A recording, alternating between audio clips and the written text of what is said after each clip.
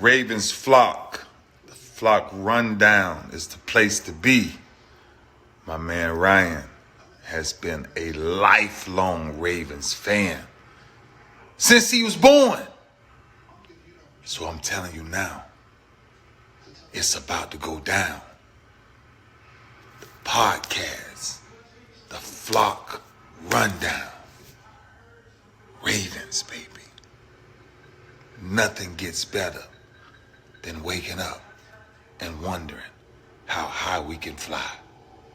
Tune in. Motionless brainwaves attempt to swim their way to sense, can't tame the untamed. Appreciate you, Ray. What's up, Ravens fans? My name is Ryan, and welcome back to another episode of the Flock Rundown. We got some breaking news.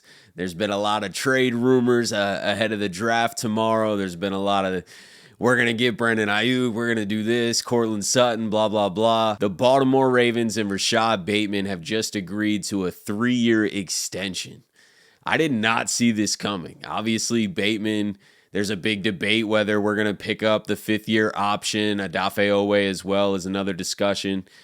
But we're not. This is essentially the 5th-year option plus a year, because if we would have picked up the 5th-year option, he would have been under contract this year. The 5th-year option is next year, and then he would have been a free agent. But in this case, he gets an extra year. Now, the numbers aren't officially out yet. I did see Spencer Schultz, who kind of reported that this was coming shortly before it came too, so I do trust that maybe he's got a source. But he's saying it's 3 years, $15 million. If that's the case, this is the bargain of a lifetime. His 5th-year option next year would have been $14 million. Now, I would imagine there's incentives and signing bonuses and stuff like that that are also thrown into this contract, things that he can hit based off performances, based off a Pro Bowl, et cetera, to up that value.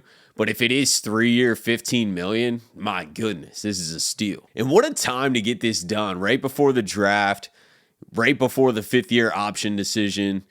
We got another wide receiver locked up for what I assume is an incredible value. Your risk is now way lower having him under contract for a lower value. If we were to pick up his 5th-year option and then he has an incredible year and gets, 1,000 yards or nearly 1,000 yards this season, now you got to pay him. Now, if you're extending him after next year, you got to pay him $15, $20 million a year, right? Like, if we can get him for a low value, and it's only low based off his availability throughout his career, and his recent production is not eye-opening either. He's not putting up crazy numbers.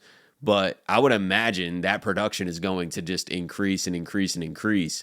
And now he's here for the next 3 years. An incredibly smart move on all fronts. If you ever wanted to trade him, I know he's been in a lot of trade rumors, and if you ever wanted to trade him, this contract, I would imagine, is very tradable, and I don't think that would be an issue at all. But now you get him for cheap. You get him locked up for 3 more seasons, and you really get a chance to see what Bateman has, what he's going to bring to the table. Is he going to stay healthy? Is he going to thrive in this Todd Monken offense as the number 2 guy, or even potentially the number 1 guy? Bateman has potential to break out. This is not a guy that's, not talented or not skilled at the wide receiver position. He can run every route. He's got good speed, great hands, good catch radius. Like, Bateman brings a lot to the table. We just haven't seen it all come together. And I would imagine this year is going to be his best chance. And now he's locked up with the contract. He feels secure. He knows where he's going to be. He's got a couple-year deal. Even if an injury happens, he's getting paid. So I think this makes sense for all sides. I think the Ravens kind of get a steal here. And it still doesn't mean that we're not going to draft a wide receiver potentially tomorrow night or Friday or Saturday. I think a receiver is still on the table. We still need depth. We don't really have a key third guy. Nelson Aguilar for sure, but that's not a future option either, and you want more depth than just having Aguilar. So I could still see the Ravens going receiver. I think it takes the Ravens going receiver in the first round a bit off the table, and I'm not saying they wouldn't do it. I just think it has to be a steal.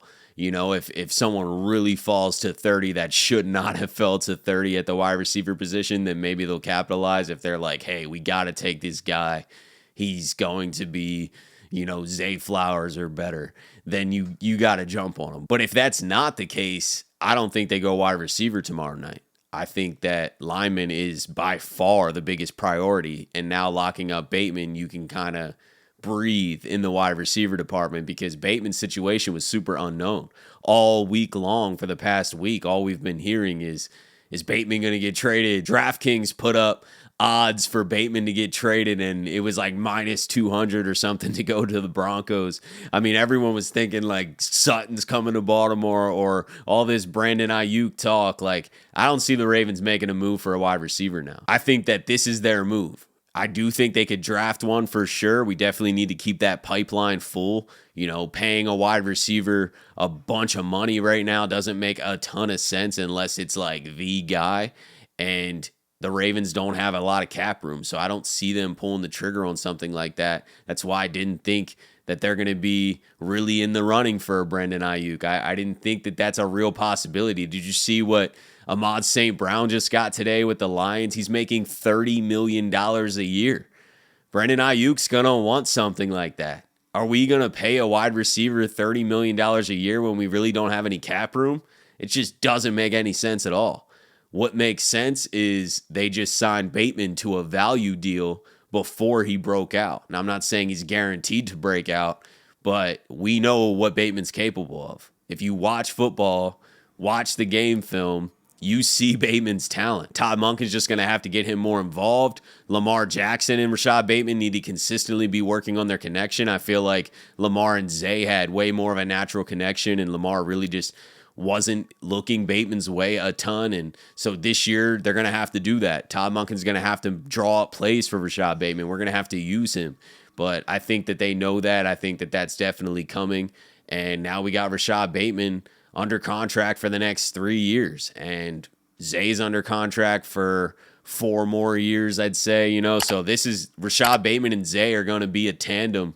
And we can always add to that for sure. And maybe eventually we draft a guy who ends up being better than them, and then they kind of knock down to the 2 and 3 receivers. I still think that that's okay. You know, it's not like it has to be Rashod Bateman 1 or 2, Zay 1 or 2. I think one of those could be the third guy if we bring in more talent. So I'm not writing off bringing in more talent, but I do think that this is an incredible move to lock him up at this value. Let me know what your guys' thoughts on this. I'm sure there still might be some mixed thoughts. I know a lot of people have strong opinions on Rashod Bateman, but I'm happy about it, especially if those are the numbers.